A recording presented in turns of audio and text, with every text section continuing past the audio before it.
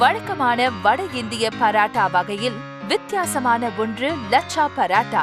அம்மா தயாரிக்கும் சுவையான சமையலில் முக்கிய இடம் பெற்றிருக்கும் இந்த பராட்டாவை ரிச் அமுல் நெய் சேர்த்து இன்னும் அதிக சுவையுள்ளதாக தயாரிக்கலாம். தேவையான பொருட்கள்: 1 கப் முழு கோதுமை மாவு, அமுல் நெய் மற்றும் மாவு பிசைய தேவையான அளவு தண்ணீர். முதல் கட்டமாக சப்பாத்தி மாவு பிசைந்து கொள்ள வேண்டும். கோதுமை மாவில் அமுல் நெய்யுடன் தண்ணீரையும் சேர்த்து சீரான சப்பாத்தி மாவாக பிசைந்து கொள்ள வேண்டும்.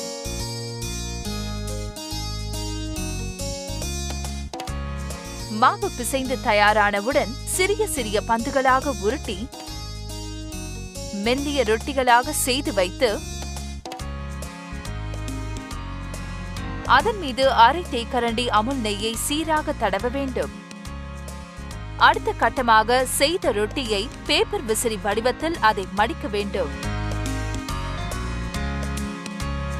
இதை மீண்டும் வட்டமாக ரோல் செய்து ஓரங்களை சேர்த்து தட்டி கொடுத்து மீண்டும் வட்டமாக ரோல் செய்ய வேண்டும்.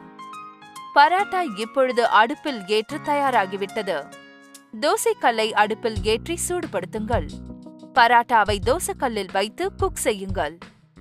ஒரு பக்கம் பாதி குக் ஆனவுடன் அதை திருப்பி போட்டு கொஞ்சம் ரிச் அமுல் நெய்யை தடவுங்கள்.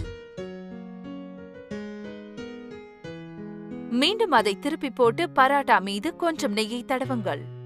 ரிச் அமுல் நெய்யில் பராட்டா சூடாகும் வாசனை சமையல் அறையில் சுகந்தமாக பரவும். பராட்டா 2 பக்கமும் பழுப்பு நிறத்தில் குக் ஆகும் வரை அவ்வப்போது திருப்பி போட்டுக் கொண்டிருக்க வேண்டும். தோசைக்கல்லில் இருந்து எடுத்தவுடன் சப்பாத்தி தட்டில் இட வேண்டும்.